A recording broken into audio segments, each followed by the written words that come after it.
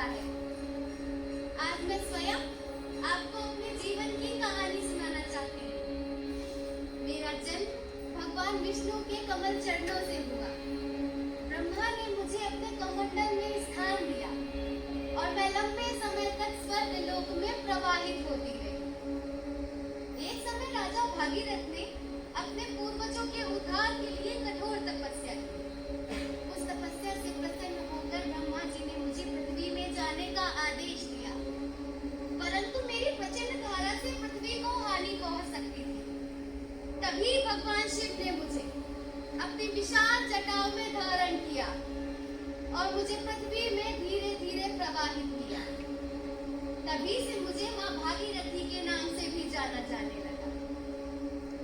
भौगोलिक दृष्टिकोण से उत्तराखंड के उत्तरकाशी जिले के सतोपत हिमानी से निकली अलकनंदा और गंगोत्री गोमुख हिमानी ग्लेशियर से निकली भागीरथी नदी जब देवप्रयाग में आकर मिलती है, तब मैं संपूर्ण रूप से गंगा के नाम से जानी जाती हूँ।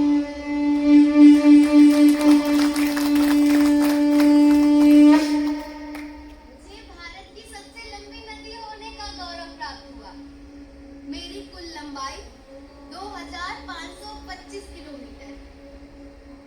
मैं पर्वतों, जंगलों और मैदानों को पार कर अनेक नगरों और गांवों में पहुंचती हूँ। मैं असंख्य जीव जंतुओं को जीवन देती हूँ और लोगों की प्यास बुझाती हूँ। मेरे तटों पर सभ्यताएं विकसित हुई, ऋषियों ने तप किया और ज्ञान की गंगा प्रवाहित हुई। मेरे तटों पर हरिद्वार, ये प्रयागराज और वाराणसी जैसे अनेक तीर्थ बसे। प्रतिदिन लाखों श्रद्धालु मेरे जल में स्नान के लिए आते और मुझे श्रद्धा से नमन करते। ये देख मुझे अत्यंत प्रसन्नता होती है। आइए आज आपको अतीत अर्थात समय चक्र के पीछे लेकर चलते हैं।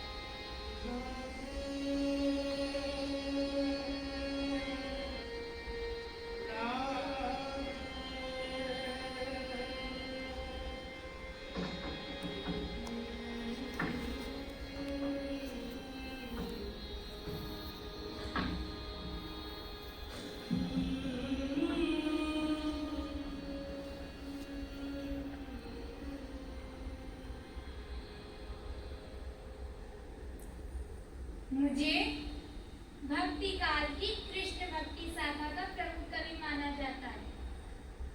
मेरा जन्म लगभग 1478 ईस्वी के आसपास हुआ था।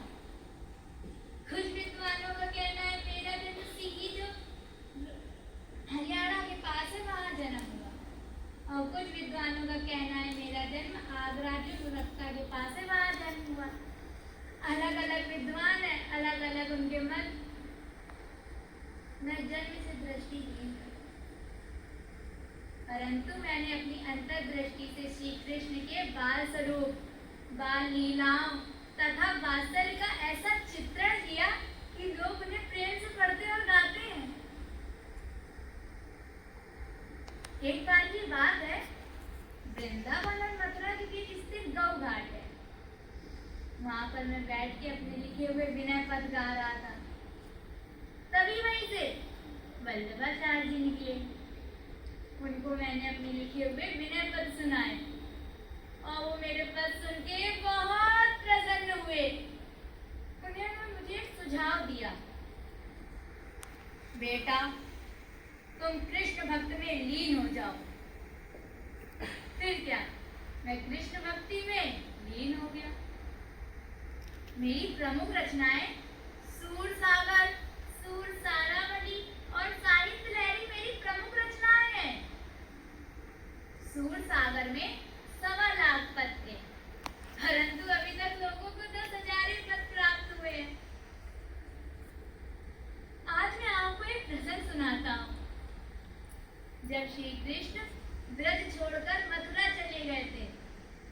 तब ब्रज की गोपियां और राधा विरह में व्याकुल श्री कृष्ण की प्रतीक्षा करते हैं। तब श्री कृष्ण अपने सखा उद्धव को विरह का संदेश देकर ब्रज भेजते हैं। तब ब्रज में गोपियां उद्धव को देखकर कहती हैं, उद्धव मन न भये 10-20।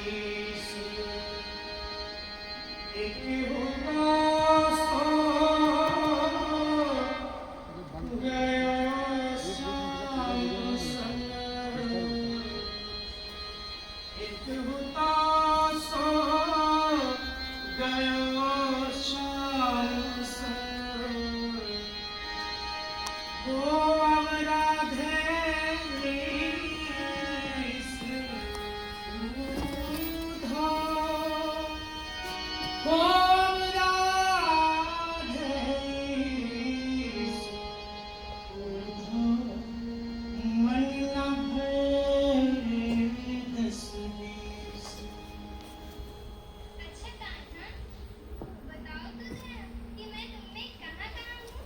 तुम मेरी हर सांस में हो। और कहाँ हूँ?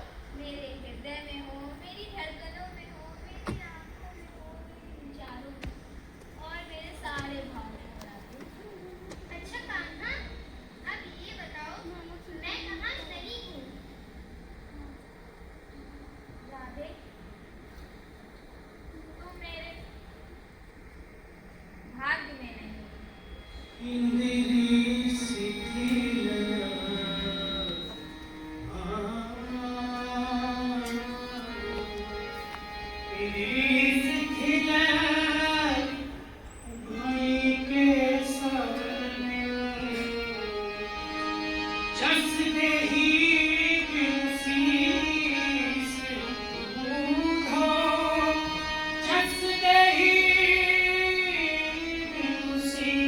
की सच्ची भक्ति भगवान के निकट ले ही जाती है। मेरे काव्य मंदिरों में, संगीत सभाओं में बड़े प्रेम से गाए जाते हैं। मैंने काव्य के माध्यम से लोगों तक करुणा, भक्ति, प्रेम और मानवता का संदेश दिया। यही मेरी सबसे बड़ी पहचान और यही मेरी सबसे बड़ी धरोहर है।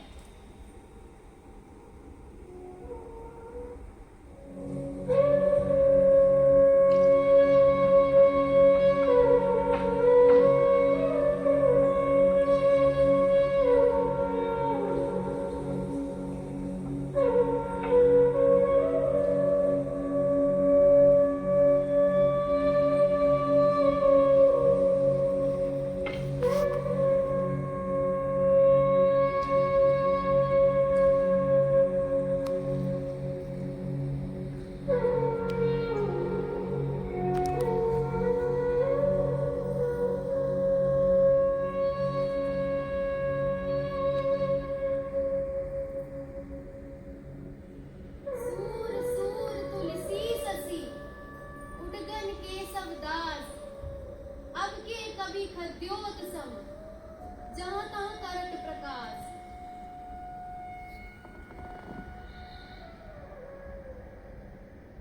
सूर ने अपनी अंतिम सांस गोवर्धन के पारसौली गांव में 1583 में ली और हमेशा के लिए श्री कृष्ण में लीन हो गए।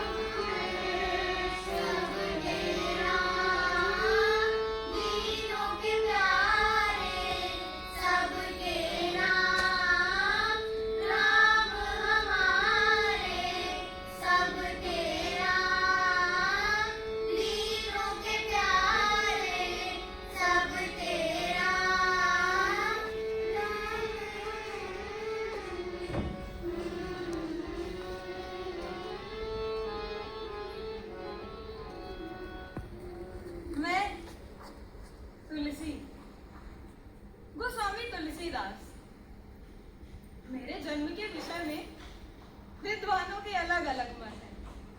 मूल गोसाई चरित और तुलसी चरित के अनुसार मेरा जन्म उत्तर प्रदेश जिले के चित्रकूट जनपद के राजापुर गांव में हुआ था। मेरे माता का नाम पूज्य तुलसी तथा पिता का नाम पूज्य श्री आत्माराम दुबे है। मेरे जन्म के विषय में एक दोहा बहुत प्रसिद्ध है। 1554 से कालिंदी के तीरे श्रावण शुक्ला सप्तमी तुलसी धरो शरीर।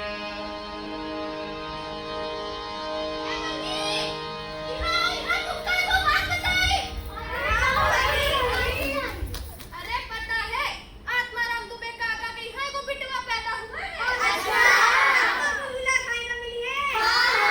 अरे ज्यादा खुशी हो जरूरत नहीं है। अरे उनके हिंजौन बिटवा पैदा हुआ है ना, वो वहीं से देखे 5 बरस के राक्षस जैसा और तो और बहिनी उनके हिंजौन बिटवा पैदा हुआ ना, पैदा होते ही राम नाम बोला है, तब ही उनका नाम राम बोले लग दिन का है। और तो और बहिनी सब कहा है कि आत्माराम दुबे काका तुलसी काकी अपने वो बिटवा कहीं हत्या की। एक काम कीजिए, चलो चलो पता लगा चले। इस घटना के बाद मेरा पालन पोषण मेरी माता की दासी मुनिया के साथ शुनिया ने किया। मुझे ज्ञान और भक्ति की शिक्षा बाबा संत नरहरि दास से प्राप्त हुई। आपको पता है उन्होंने मेरा पालन पोषण भी किया और फिर मेरा विवाह रत्नावली के साथ हुआ।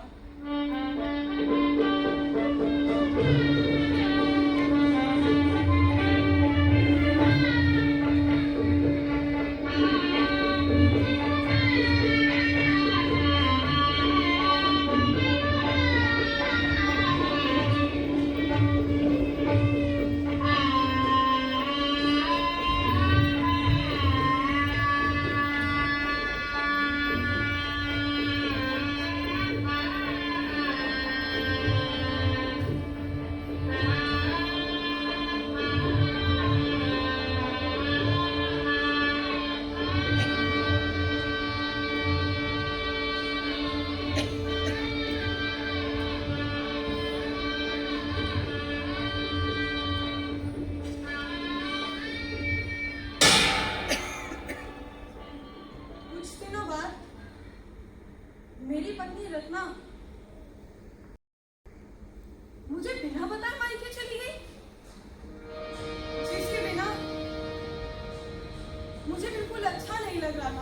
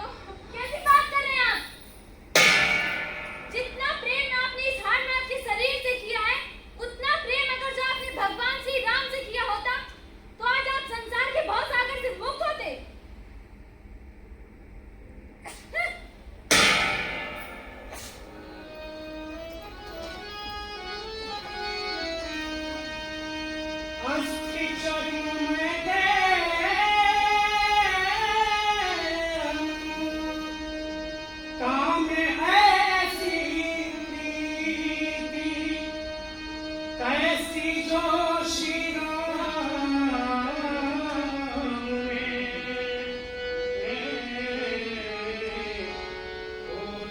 तो होती थी।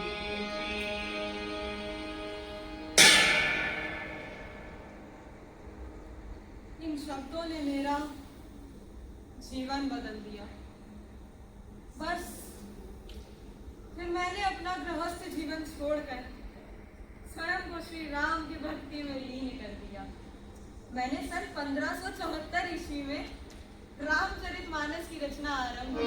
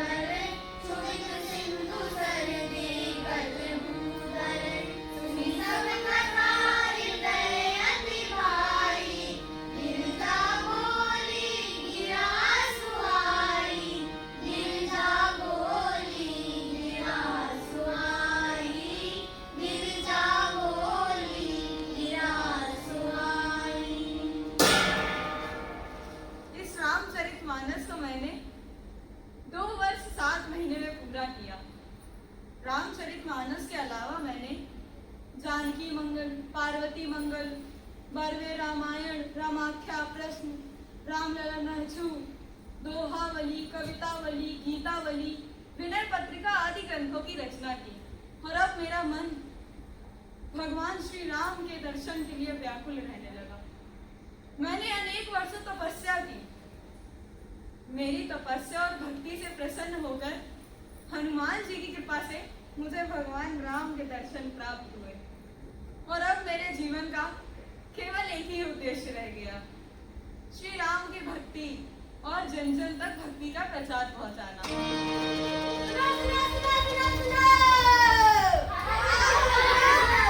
भैया आज काशी के अस्सी घाट में बाबा तुलसी द्वारा श्री राम के गुणों का बखान किया जाए। चलो भैया चलो चलो चलो।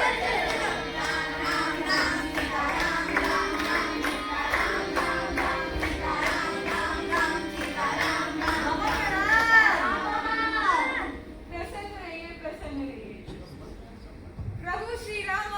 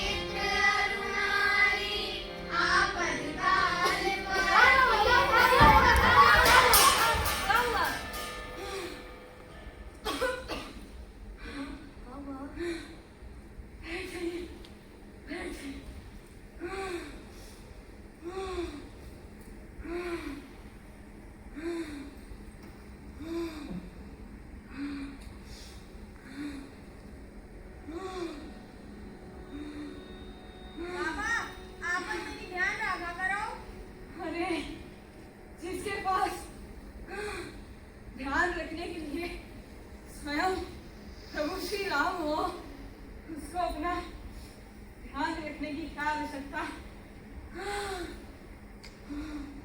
आप लोग जाइए। यदि कल जीवित रहा, कल इसी जगह प्रभु श्री राम का घाट होगा। आइएगा अवश्य।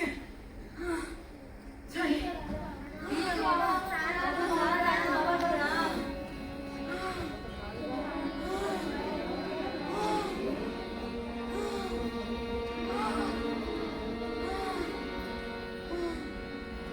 होइए सोई, राम रची राखा, खो करी तर्क, बुढ़ावे साखा। राम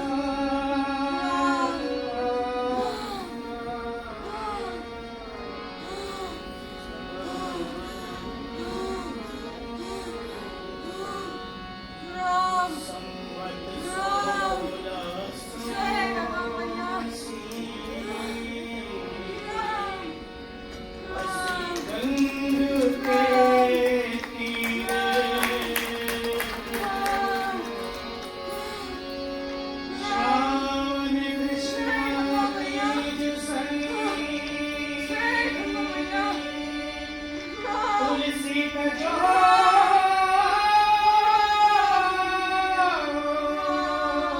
शरीर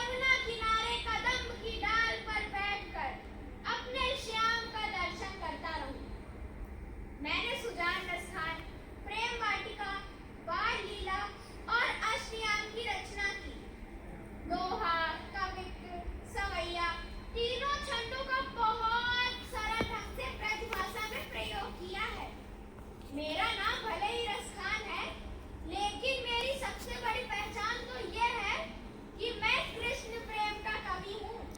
अगर कोई मुझसे पूछे तुम्हारा धर्म क्या है, तो मैं मुस्कुराकर कहूँगा मेरा धर्म प्रेम है और मेरे भगवान श्री कृष्ण हैं। 1614 ईस्वी में मैंने अपनी अंतिम काव्य कृति प्रेम वाटिका की रचना की और अंततः 1628 ईस्वी में मैंने इस नश्वर देह का त्याग कर अनंत यात्रा का पथ ग्रहण किया और मेरा तन मिट्टी में विलीन हो गया।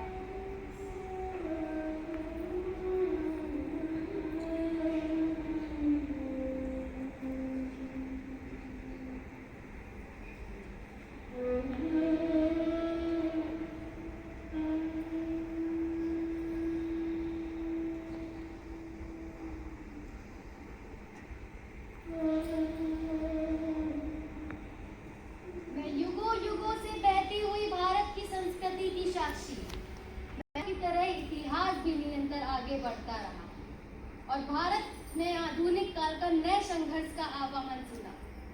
अब कलम केवल भक्ति के गीत नहीं लिख रही थी, बल्कि मातृभूमि की पुकार भी बन रही थी।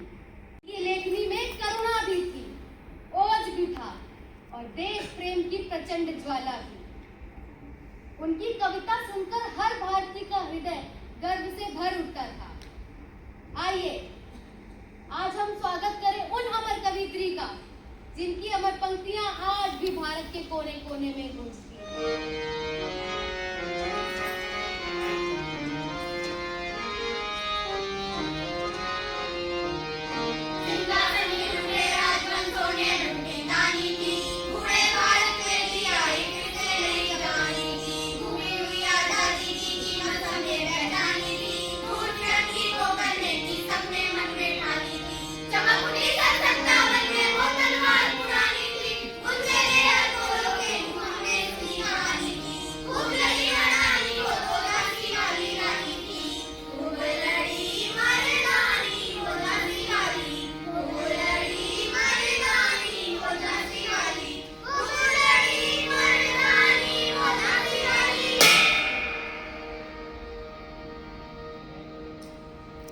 इस रचना को मैंने बुंदेलखंड के लोकगीत आला शैली में लिखा। मेरी इस रचना से फिरंगी परेशान हो गए और उन्होंने मेरी इस रचना पर प्रतिबंध लगा दिया।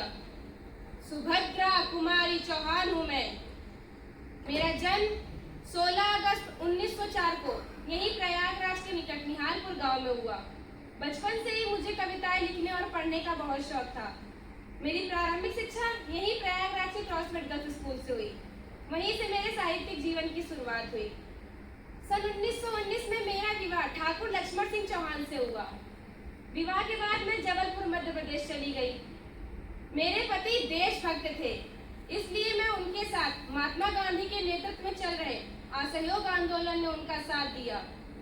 मैं अंग्रेजों के विरुद्ध सत्याग्रह करने वाली पहली महिला सत्याग्रही थी, इसलिए मुझे कई बार जेल भी जाना पड़ा, परंतु मैंने कभी अपने देश प्रेम और संघर्ष का मार्ग नहीं छोड़ा।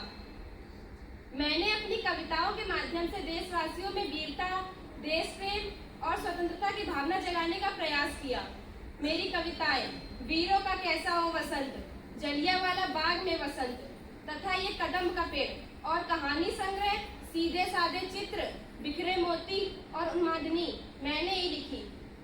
मैं केवल कवित्री ही नहीं, बल्कि एक स्वतंत्रता सेनानी भी थी। मुझे विश्वास था साहित्य का उद्देश्य राष्ट्र और समाज को एक नई दिशा देना है, इसलिए मेरी कविताओं में नारी शक्ति और समाज चेतना का स्वर सदैव मुखर रहा। आइए इसकी एक झलक दिखलाती हूँ आपको।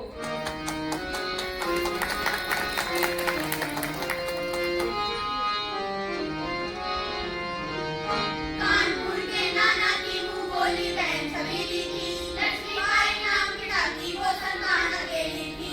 नाना के संग पढ़ती थी वो नाना के संग खेली थी, वर्दी डाल कपाल डाली उसकी यही सहेली थी। दीवाली की हवाएं उसको याद सुनानी थी, बुंदेले हर बोलों के मुंह हमें सुनी कहानी थी।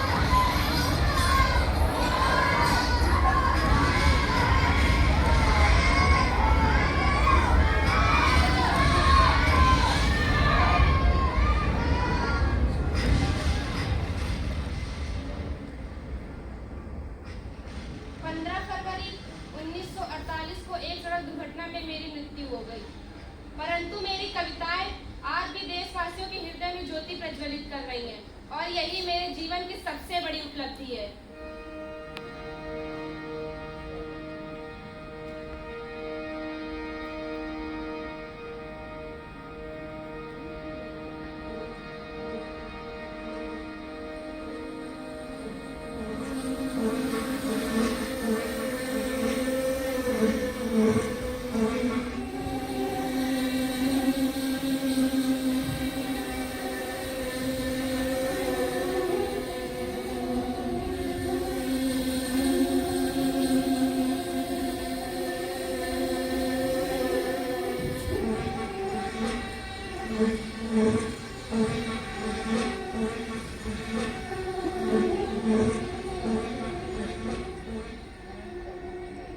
मैंने आदि काल देखा, भक्ति काल देखा, प्रीति काल देखा और आधुनिक काल भी देखा।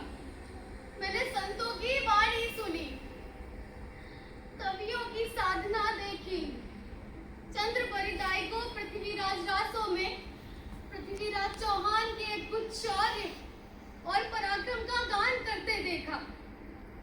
कबीर ने सत्य का दीप जलाया, सूरदास ने कृष्ण भक्ति में अपना अमृत बहाया, तुलसीदास ने मर्यादा पुरुषोत्तम श्री राम का यश गाया, रहीम ने प्रेम और विनम्रता का संदेश दिया, रसखान ने कृष्ण भक्ति में अपना सर्वस्व अर्पित कर दिया। समय बदला, आधुनिक युग आया, वीरांगना लक्ष्मीबाई को अमर कर दिया। मैंने इन सबकी लेखनी को जन्म लेते देखा, इनके शब्दों को जन जन तक पहुंचते देखा। पर आज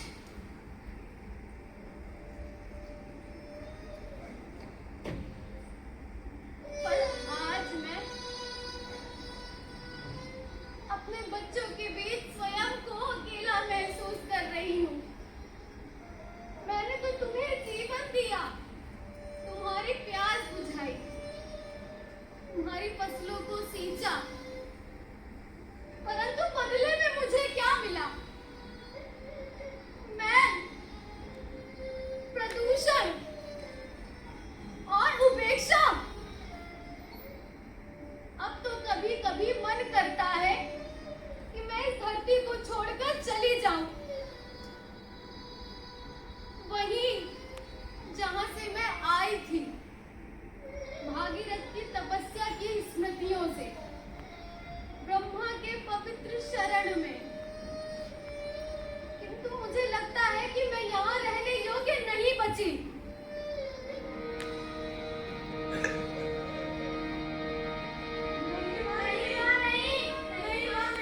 ऐसा मत कहिए माँ। यदि आप चली गई तो आने वाली पीढ़ी आपको देख पाएगी, निर्मल गंगा देख पाएगी। जो हम सब ने आपके तटों पर ग्रंथ पढ़े हैं, वो आगे वाली पीढ़ी क्या सुन पाएगी माँ? ऐसा मत कहिए माँ, ऐसा मत कहिए। मत जाइए माँ, मत जाइए। परंतु अब मैं ऐसी हालत में और नहीं रह सकती। मैं तो बस इतना चाहती हूँ कि मेरे बच्चे मुझे माँ समझे, कूड़ेदान नहीं। मैंने तो तुम्हें जीवन दिया, यदि यही इसी क्षण ये सभी मिलकर संकल्प ले लें कि मेरे पानी में कूड़ा नहीं फेंकेंगे, प्लास्टिक नहीं डालेंगे,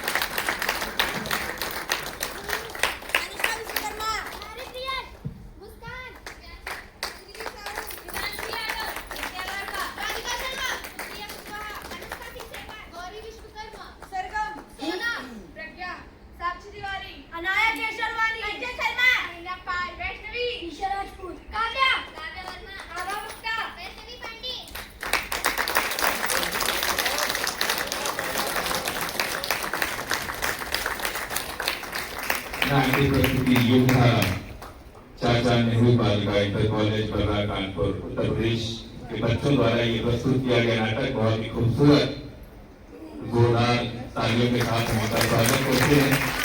1 महीने की कठिन मेहनत और लगन आज मंच पर दिख रही है।